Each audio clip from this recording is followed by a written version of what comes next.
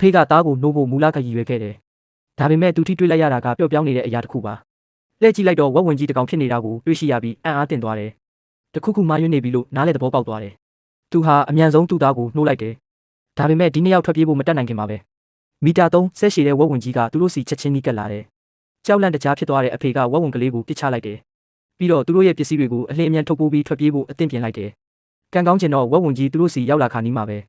နှစ်ယောက်လုံးကားထဲဝင်ပြီးအမြန်မောင်းထုတ်နိုင်ခဲ့တယ်သူတို့မသိလိုက်တာကဝက်ဝင်ကလေးဟာတိတ်တဆိတ်ကားရဲ့နောက်ခုံမှာတက်နေခဲ့တယ်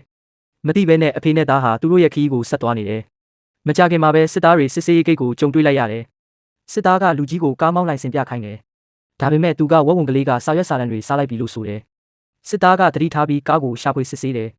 မကြခင်မှာပဲစောင်းအောက်မှာပုံနေတဲ့ကလေးကိုတွေ့ရှိလိုက်တယ်အခြေအနေဆိုးနေပြီလို့သိလိုက်ရတဲ့အဖေကဓာတ်ဆီကိုအပြင်းထန်နှင်းလိုက်တယ်ပြီးတော့စစ်ဆေးရေးဂိတ်ကိုအားနဲ့ဖြတ်ကျော်ပြီးထွက်ပြေးသွားတယ်အဲ့ဒီအချိန်မှာပဲသူတို့နောက်ကိုစစ်သားတွေလိုက်လာပြန်တယ်လူကြီးမှအရှိန်မြင့်ပြီးထွက်ပြေးဖို့ကလွဲလို့တခြားရွေးချယ်စရာမရှိတော့ဘူးဒါပေမဲ့သူသားနောက်ပြန်လှည့်ကြည့်တဲ့အခါပါရှူတစ်ခုပွင့်သွားတာကိုတွေ့လိုက်ရပြီးအံ့အားသင့်သွားတယ်ဒီကြီးမားတဲ့ဆွဲအားကြောင့်ကားဟာတိတိတတ်တာနှေးကွေးသွားတယ်ဒီအချိန်မှာနောက်ကလိုက်နေတဲ့စစ်သားတွေနီးကပ်လာနေပြီး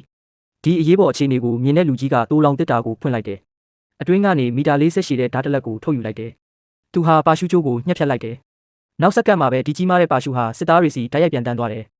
စစ်သားတွေဟာချက်ချင်းထိန်းချုပ်မှုဆုံးရှုံးပြီးအနီးကတစ်ပင်ကိုတိုက်မိသွားတယ်လူကြီးနဲ့သူ့သားဟာအန်ရယ်ကနေအောင်မြင်စွာလွတ်မြောက်သွားတယ်